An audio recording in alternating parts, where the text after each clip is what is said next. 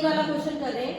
x by y plus y by x की value क्या है -1 और आपको वैल्यू फाइंड आउट करनी है x cube minus y cube की। तो हमने क्या किया, सबसे पहले इसकी आइडेंटिटी लिखी। क्या आइडेंटिटी हुई, x minus y into x square plus x y plus y square. अब आइडेंटिटी तो हमें समझ में आ गई, लेकिन गिवन तो डायरेक्ट आइडेंटिटी नहीं है आपके पास।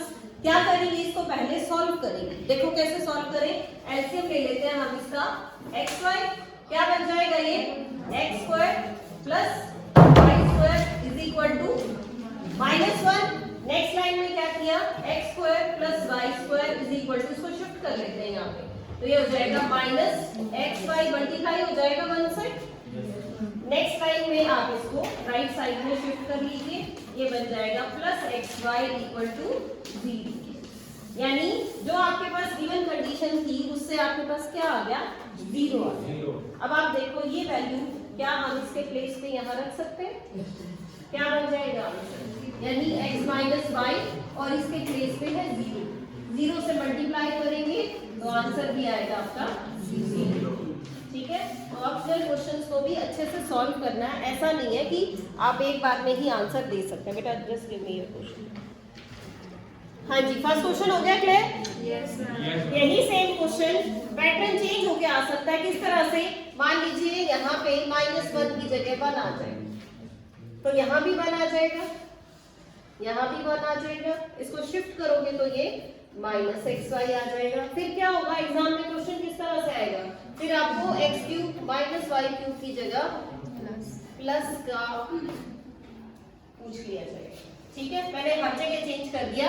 अब देखिए, अब प्लस वाली आइडेंटिटी क्या होती है, x plus y into x square minus x y plus y square. अब देखिए क्या ये सेम चीज है यहाँ पे, इस बार ये माइनस में ही नजर आ रही है, तो क्या करेंगे, ये वैल्यू पुट करेंगे तो आंसर फिर से क्या आ जाएगा, इसका 0 आ जाएगा। ध्यान रहेगा अभी किस तरह से करना है, तो इसका जो ऑप्शन होगा वो 0 होगा। Coming on to the next question. Next तो हो गया होगा क्वेश्चन नंबर 2, आइडेंटिटी लगानी थी उसमें, तो चलिए थर्ड भी हो गया होगा।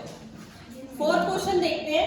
फोर्थ में कह रहा है, how many linear equations in x and y can be satisfied by x is equal to 1 and y is equal to 2। ये कहा गया इस तरह की एक कंडीशन हो तो कितनी लाइंस इसको सेटिस्फाई करती है, या आप ये कह सकते हो कि x की वैल्यू 1 हो, y की वैल्यू 2 हो, तो ये आपके पास एक पॉइंट आ जाएगा।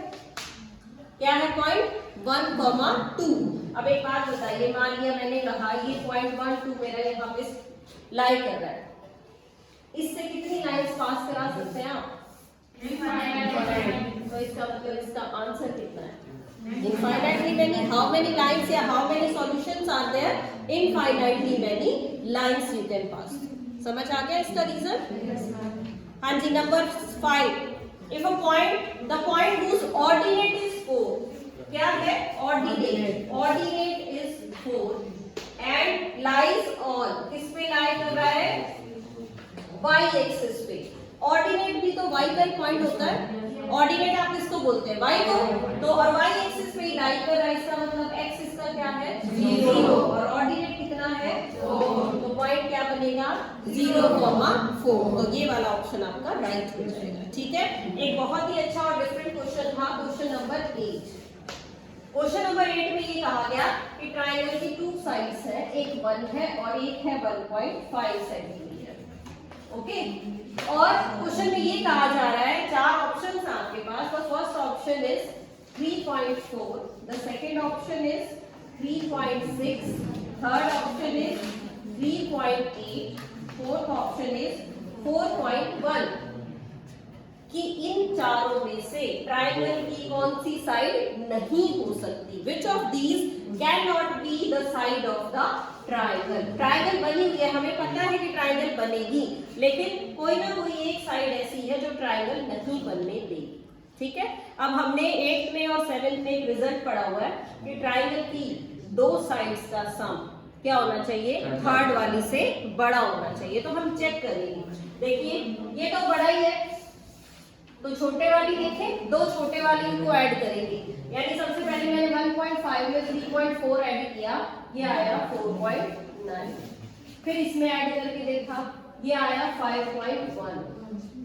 इसमें भी इसको ऐड करके देखा, ये आएगा 5.3, इसमें भी ऐड किया, ये क्या आया 5.6, ठीक है। ऐड करके आपके पास आया 4.9, 5.1, 5.3, 5.6। जो बड़ी साइड है वो कितनी आपके पास 5 सेंटीमीटर, तो बड़े वाली साइड है 5।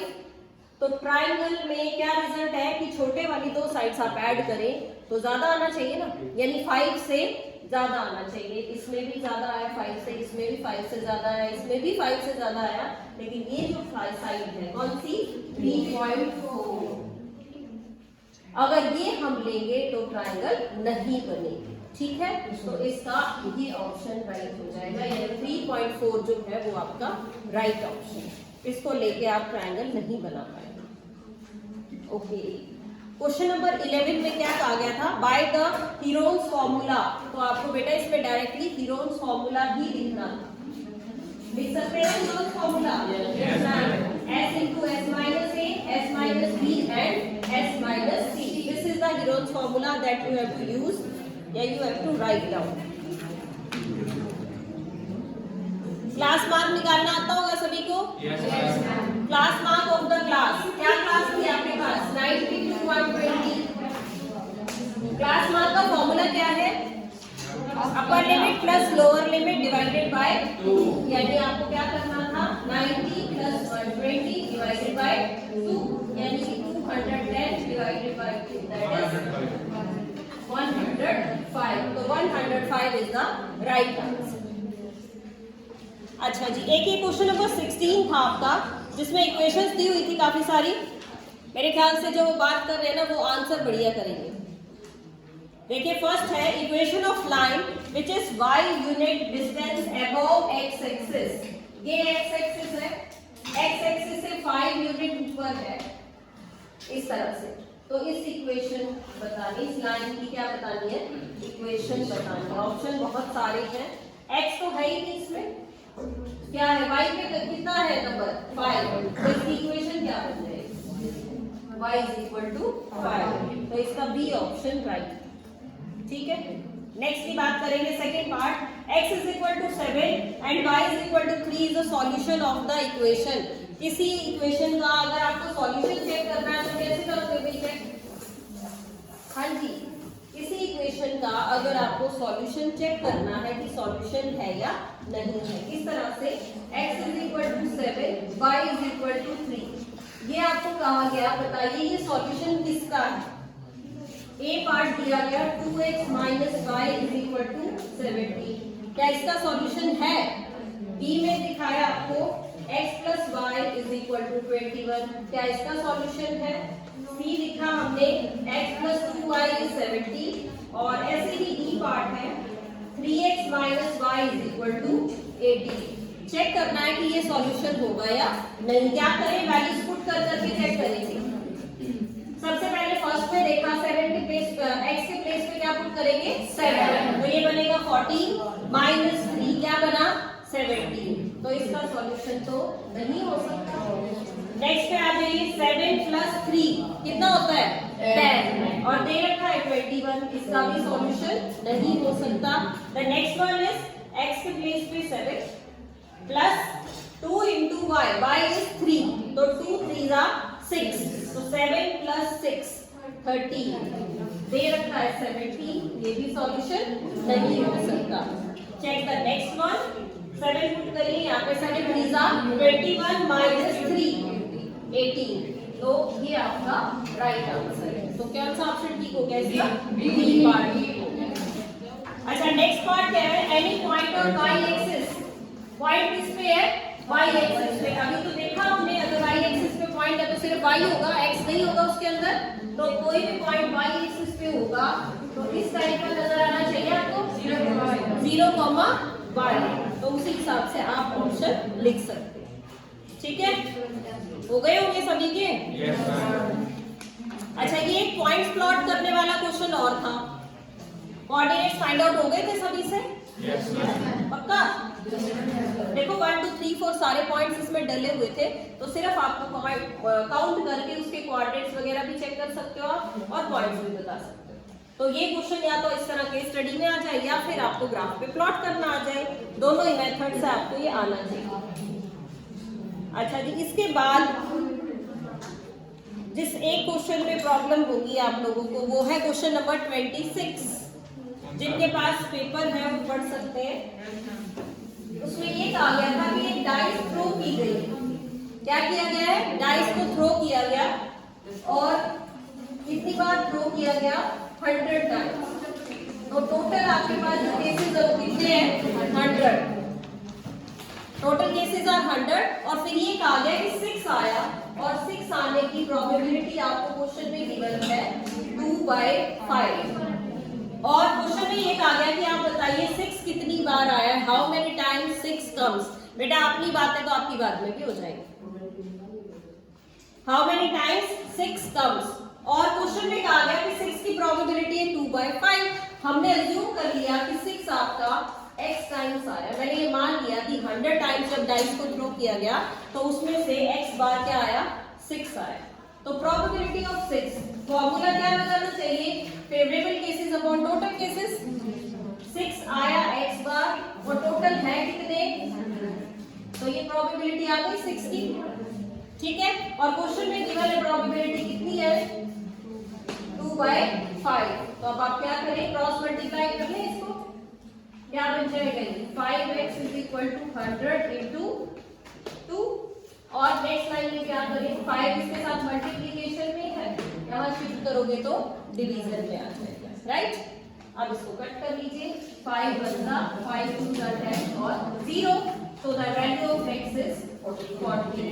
तो 6 कितनी बार आया? हाउ मेनी टाइम्स 6 कम? तो 6 कम 40 टाइम्स। 100 में से 40 टाइम्स क्या आया है? 6 आया। अब समझ आ गया ये वाला क्वेश्चन? 24 में ये कह रहा है कि ट्राइंगल है और ट्राइंगल का पेरीमीटर गिवन है। काफी बार कर चुके हैं हम वैसे तो। पेरीमीटर का मतलब क्या है ये बता दीजिए। मान लीजिए आपके पास एक ABC ट्राइंगल है, इसका मतलब इन तीनों ही साइड्स का सम कितना दिया हुआ है क्वेश्चन में? 30। फिर ये कहा गया है कि the ratio of equal side to its base 3:2 है। इक्वल साइड ये तो है इक्वल साइड और ये क्या है? बेस। यानी कि ये तो इसका इक्वल साइड है और ये दोनों कैसी हैं? इक्वल। इक्वल मतलब सेम। तो जो इक्वल साइड है उनकी रेशियो क्या है? 3। तो आप क्या ले लोगे? 3x और 3x प्लस बेस वाली साइड की रेशियो है 2, तो इसको हम लिखेंगे 2x। और पेरीमीटर है तो इसका मतलब तीनों ही साइड्स का क्या है? सम है। किसके इक्वल रख दिया आपने इसको? 32 के इक्वल। ऐड कर लीजिए 8x = 32। x क्या आ गया? 4। x आ गया 4। तो साइड्स निकाल लीजिए यहाँ से 12, 12 और 8। अगली साइड क्वेश्चन में क्या कहा गया था? Find the area of the triangle. तो तीनों साइड्स अगर आपके पास आ जाए तो आप तीनों फॉर्मूला यूज करके area of triangle find out कर सकते हैं। हो जाएगा ना बेटा? कोई प्रॉब्लम नहीं। चलिए क्वेश्चन नंबर 27 किसने अटेम्प्ट किया है? कौन सा वाला? नंबर 27। क्वेश्चन क्या है? क्वेश्चन की स्टेटमेंट मैं अभी बोर्ड पे लिख रही हूँ। Question number 27 is a is equal to 3 minus 2a. Sorry, a is equal to 2 plus 3. ये स्टेटमेंट है। मैंने करा ये वाला क्वेश्चन। और क्वेश्चन में आपको कहा गया है that you have to find out the value of a minus 1/a.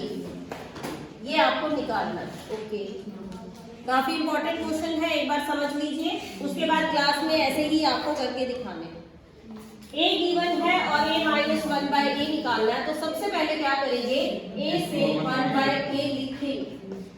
ठीक है, a से क्या लिखेंगे? 1/a। तो हम क्या करेंगे? इसको 1/a करके लिखेंगे। समझ आया फर्स्ट स्टेप? फिर आपको ये पता है कि जो रूट वाली वैल्यूज होती है वो कभी भी डिनोमिनेटर में नहीं होनी चाहिए।